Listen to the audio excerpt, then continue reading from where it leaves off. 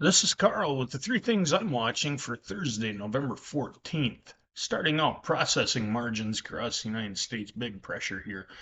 Crush margin dropping hard again, down 12 cents yesterday, something about a buck 30 a bushel. That's close to 70 cents off the highs we saw. So we've seen some pretty big drops in soybean crush margin. That's coming from meal. Meal stocks building. Our demand isn't that great. Argentina has a fire sale on meal down there.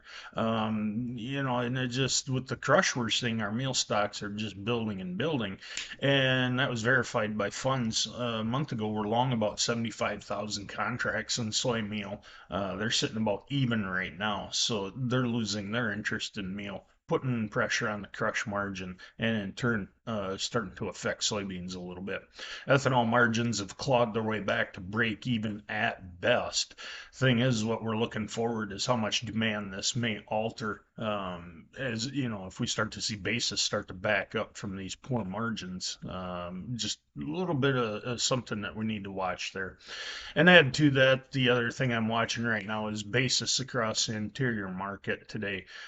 With these declining margins, wouldn't be too surprised to see a little bit of basis pressure, but this low country movement really keeping us supported. So definitely a market mover there.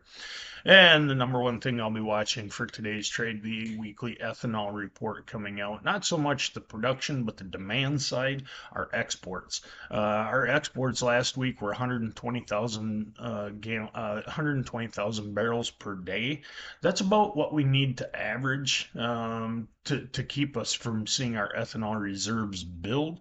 That's the average we have for the year coming into now, so definitely a good number. But definitely going to be watching those ethanol exports to see what happens.